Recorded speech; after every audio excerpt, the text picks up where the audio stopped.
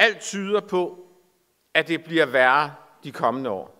Fordi ligesom at I er den største årgang for Færøerne i mange år, så er det også sådan i Danmark, at der aldrig har været, og det har der, men det er mange år siden, så mange unge, der gerne vil i gang med at studere, og det gør altså, at det bliver sværere og sværere at komme ind.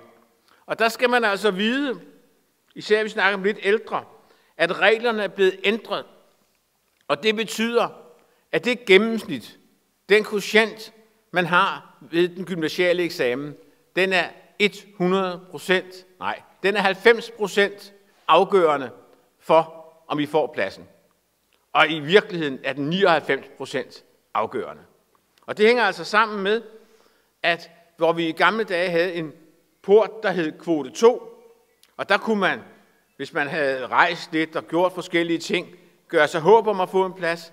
Kvote 2 er nu generelt skåret ned til 10% af pladserne, og det betyder, at chancen for en kvote 2-plads er meget lille, og især når I er unge, fordi dem, der får kvote 2-pladserne, er typisk folk, som har læst en helt anden uddannelse, som er oppe i 30'erne, og altså det er en sygeplejerske, som har lavet forskning, der bliver optaget på lægestudiet. Det er ikke et ung menneske, der har haft sabbatår og rejst rundt i verden, eller arbejdet i Brugsen eller noget andet. Men det betyder også, at det er lettere. Fordi man kan stå op og sige, hvad er min quotient? Har jeg en chance for at komme ind?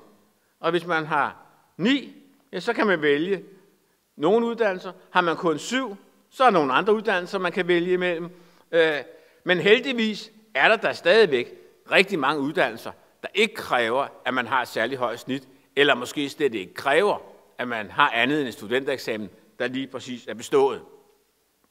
Så se på quotienten.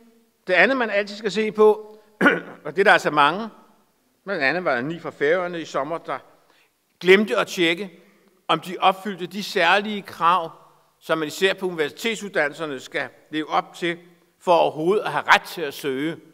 Altså hvis man ikke har matematik, fysik og kemi på A, B-niveau, så kan man ikke komme ind på lægestudiet. Og uanset hvor høj ens quotient er, uanset om man har 12 i gennemsnit, så skal man være klar over, at man kommer ikke ind.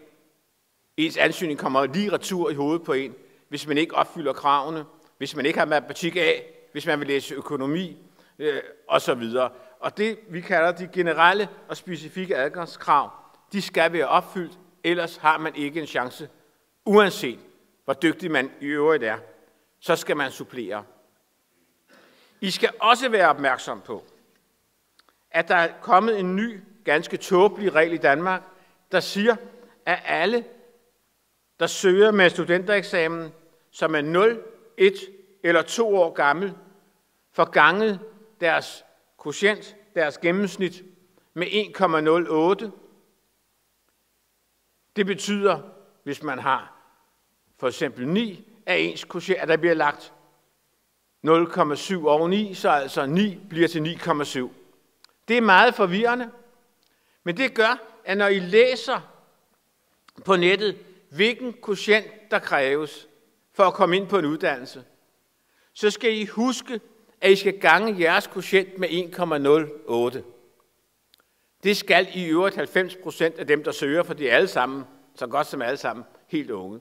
Men altså, det billede, man får af, hvad der kræves, er falskt. Jeg må advare imod det.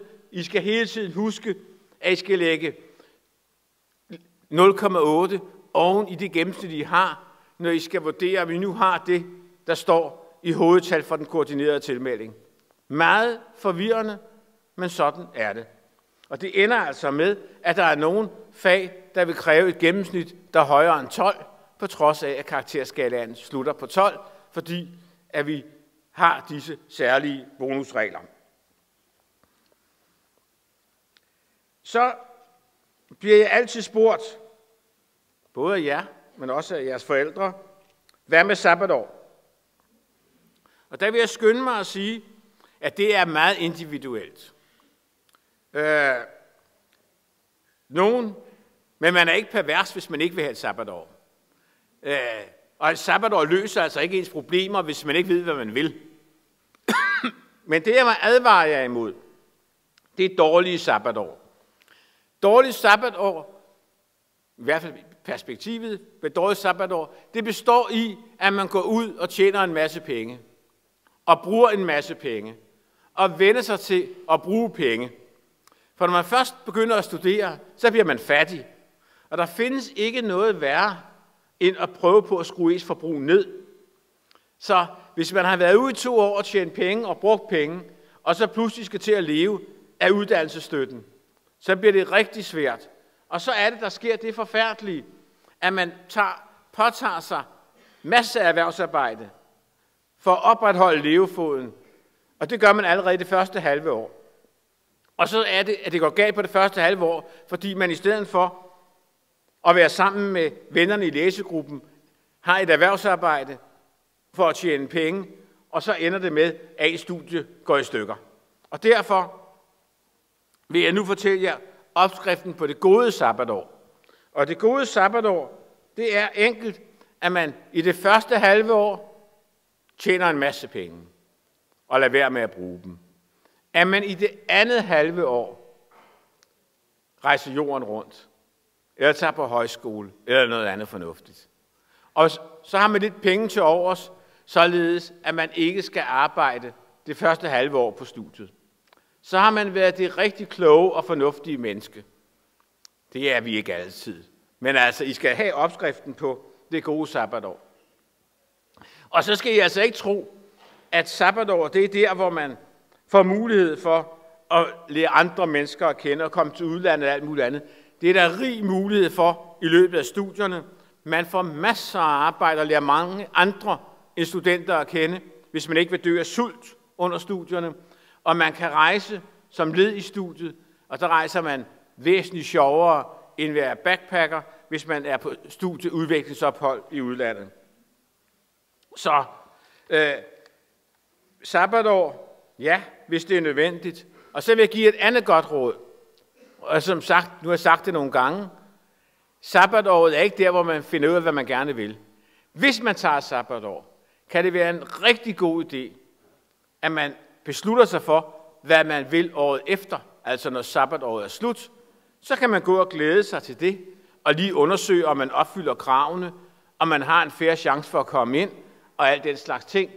For hvis man ikke har undersøgt det til bunds, og søger 5 minutter i 12 året efter, eller 2 år efter, så er chancen for, at man ikke har undersøgt tingene godt nok, alt for stor, og det betyder, at man ikke klarer det første halve år. Så min konklusion er i lyntempo. Det første halvår er svært. Opskriften af læsegrupper. Lad være med at krampe over studievalget. Det viser sig, at det ikke er noget med drømmeuddannelse, men at langt de fleste, der kommer i gang med en uddannelse, bliver rigtig glade for dem. Det er en rigtig god idé at undersøge, hvad det er, man er ved at gå i gang med, rigtig grundigt. Har man en chance for at komme ind? Opfylder man adgangskravene? Og så sabbatåret. Pas på med at lære at bruge penge, så er det svært at studere bagefter. Så god vind fremover. I skal i gang med at studere. I gør det i Danmark. I gør det alle mulige andre steder. Det er op til jer. Men det vigtigste er, at I får en god og solid uddannelse. For uden uddannelse går det ikke, så er chancen for, at man for alvor kan blive selvforsørgende, alt for lille. Ja, mine formanende ord med den store pegefinger. Undskyld, men det er vigtigt for mig at få sagt, for I skal have hørt det.